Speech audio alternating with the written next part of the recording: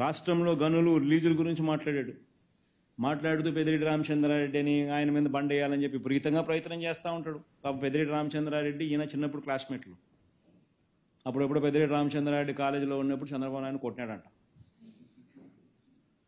ఆ కోపాన్ని ఆయన ఎప్పుడు తట్టుకోలేడు, జీర్ణించుకోలేడు. పెద్దిరెడ్డి రామచంద్రారెడ్డి అంటే ఇటుకుంటాడు, వాళ్ళ కుటుంబాన్ని నాశనం చేయాలా, వాడి కుటుంబాన్ని తొక్కాలా, వాళ్ళ కుటుంబాన్ని చెడు చేయాలా అని చెప్పి. పాపం ఆయన ఏ పోర్ట్ఫోలియో ఉన్నా కానీ అంతే, ఆయన మీద పడాల్సిందే, ఆయనను ఏమేమో ఆయన చేయాల్సిందే. నిజంగా ఎంత అడ్డుగోలు ఆరోపణలు అంటే ఇది. దశాబ్దాలుగా గనులకు సంబంధించిన విషయానికి వస్తే, దశాబ్దాలుగా ఈ గనులను దోచుకుని అడ్డగోలుగా సంపాదించింది ఎవరు? 2018 ఈ మైనర్ అండ్ మేజర్ ఖనిజాల కారణంగా, మైనర్ అండ్ మేజర్ మినరల్స్ కారణంగా 2018-19 చంద్రబాబు నాయుడు చివరి సంవత్సరంలో ఆదాయం ఎంత రాష్ట్ర ప్రభుత్వానికంటే 2210 crores, 2200 కోట్లు. ఈరోజు 2023-24లో మేజర్ అండ్ మైనర్ మినరల్స్ శాఖకు 4000 కోట్ల ఆదాయం. మేజర్ అండ్ మైనర్ ఖనిజాల కారణంగా వచ్చిన ఆదాయం 2018-19లో 2200 కోట్లు అయితే 2023-24లో 4000 కోట్లు. ఆదాయం 2200 కోట్ల నుంచి 4000 కోట్లకు పెంచితే కరప్షన్ జరుగుతుందా? మరి ఇంతకుముందు చంద్రబాబు నాయుడు హయాంలో ఈ పెరిగిన ఆదాయం ఎక్కడున్నది? మాట్లాడేసరికి ఆలోచన ఉండాలి. APMDC, Andhra Pradesh mineral development corporation 2018-19లో చంద్రబాబు దిగిపోయే టయానికి దాని ఆదాయం 400 కోట్లు.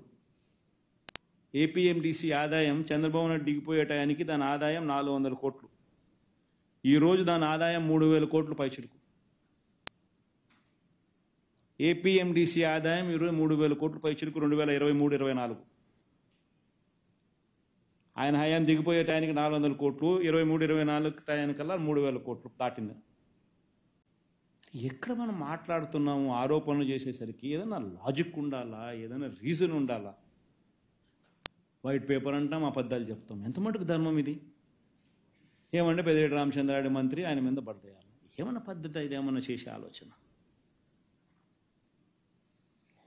ఇంకొకటి, land resurvey and titling act గురించి. మై గాడ్, అసలు ఎన్నికలు జరిగేటప్పుడు అయితే ఎంత దారుణమైన ప్రచారం చేసినారనంటే, actually revolution. Land titling act అనేది ఒక రెవల్యూషన్. ఎంత గొప్ప రెవల్యూషన్ అంటే ఇది. ఈరోజు భూములు కొనుక్కోవాలని చెప్పి మీరు ఎవరైనా అనుకుంటే, ఆ భూములు కొనాలంటే మీకు భయం. ఆ అమ్మే వాడు టైటిల్స్ కరెక్ట్గా ఉన్నాయా లేదా, నేను కొనే టైటిల్స్ కరెక్ట్గా ఉన్నాయా లేదా అని భయం మీకుంది. ఆ అమ్మేవానికి భయం, రేపొద్దున ఇంకొకడు టైటిల్స్ తీసుకొని వచ్చి నేను ఒరిజినల్ ఓనర్, నువ్వు కాదు ఒరిజినల్ ఓనర్ అంటాడేమో అని చెప్పి వాళ్ళకు అనే అమ్మేవానికి భయం. మొట్టమొదటిసారిగా ల్యాండ్ టైటిలింగ్ యాక్ట్ ద్వారా స్టేట్ గవర్నమెంట్ గ్యారంటీ ఇస్తూ ఉంది. స్టేట్ గవర్నమెంట్ ఇన్సూరెన్స్ ఇస్తూ ఉంది. గవర్నమెంట్ గ్యారంటీయే కాదు, government is giving insurance also. కొనేవానికి అమ్మేవానికి స్టేట్ గవర్నమెంట్ గ్యారంటీ ఇస్తూ ఉంది. నీ టైటిల్స్ నేను భరోసా అని.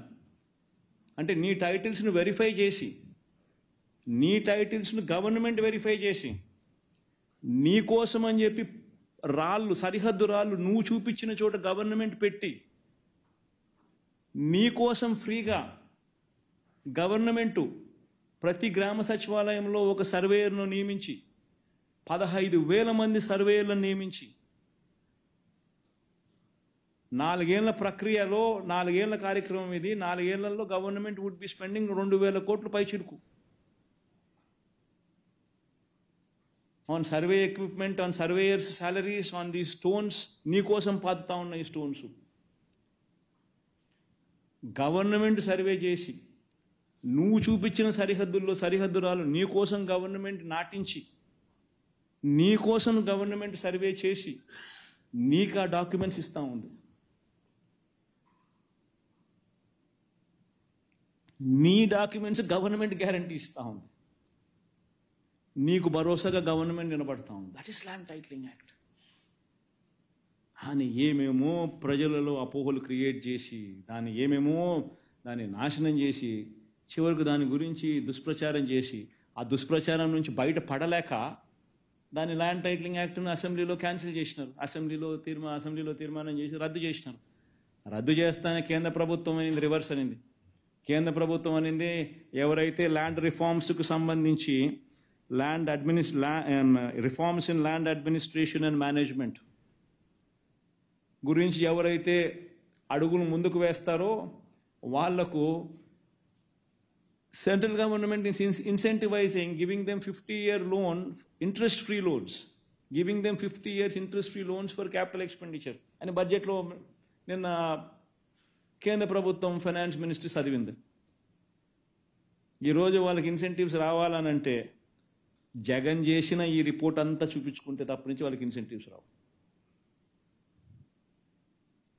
ఒక పని చేసేసరికి ఎందుకు చేస్తా ఉన్నావు? అమెరికాలో ఎందుకు టైటిల్స్లో నీకు కాంప్లికేషన్స్ రావు? ఎందుకు నీకు వెస్ట్రన్ వరల్డ్లో క్రయ విక్రయాలకు సంబంధించి ల్యాండ్ డిస్ప్యూట్స్ ఎందుకు లేవు? ఎందుకనంటే టెక్నాలజీ ద్వారా నువ్వు సర్వేలు 15,000 మంది సర్వేలను ఉపయోగించి రోవర్లు కొని ప్రతి గ్రామ సచివాలయంలో ఇవన్నీ పెట్టి నువ్వు ఇవన్నీ సరిహద్దురాలను నాటించి రికార్డ్స్ అన్నీ అప్గ్రేడ్ చేసి ఈ రికార్డ్స్ అన్నీ అప్డేట్ చేసిన రికార్డ్స్ అన్నీ కూడా మళ్ళీ మ్యూటేషన్స్ చేసి మ్యూటేషన్స్ పూర్తి చేసి సబ్ డివిజన్స్ కంప్లీట్ చేసి రికార్డ్స్ అన్నీ అప్డేట్ చేసి ఆ సచివాలయంలోనే ఆ రికార్డు పుస్తకం పెట్టి సచివాలయంలోనే నీ రిజిస్ట్రేషన్ చేసుకునే అవకాశం కూడా నీకు కల్పిస్తూ సేవలు అందిస్తూ ఇవన్నీ చేసిన తర్వాత 4 ఏళ్ళు పట్టిన తర్వాత కూల్ ఆఫ్ పీరియడ్ టైం ఇస్తారు.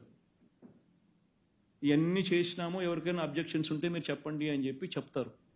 అయిపోయిన తర్వాత ఇప్పుడు 17,000 రెవెన్యూ గ్రామాలకు సంబంధించి ఆల్మోస్ట్ 8,000 రెవెన్యూ గ్రామాలలో వైఎస్ఆర్సీపీ ప్రభుత్వంలోనే కంప్లీట్ చేసినాం ఎక్సర్సైజ్. ఎక్కడ కంప్లైంట్స్ లేవు, ప్రజలందరూ సంతోషంగా ఉన్నారు. అవన్నీ రికార్డ్స్ అన్నీ పెట్టిన తర్వాత కూల్ ఆఫ్ పీరియడ్ ఇస్తారు, 1 year టైం ఇస్తారు. ఎన్ని రికార్డ్స్ పెట్టి ఎవరికైనా అబ్జెక్షన్స్ ఉంటే మీరు రండి చెప్పండి అని చెప్పి. అబ్జెక్షన్స్ ఏమీ లేకపోతే కూల్ ఆఫ్ పీరియడ్ అయిపోయిన తర్వాత then the government will give the insurance, then the government will give the guarantee. That is a reform. ఆయన నాశనం చేసినారు. 9,50,000 మంది సబ్ రిజిస్టర్ ఆఫీస్లో రిజిస్ట్రేషన్ చేసుకున్నారు. వాళ్ళందరికీ ఒరిజినల్ డాక్యుమెంట్సే ఇచ్చినారు. ఏ ఒక్కరికి ఏదో ఆన్లైన్లో ఇచ్చిన నీకు ఒరిజినల్ డాక్యుమెంట్స్ ఇవ్వమని ఎవడికి అనలా.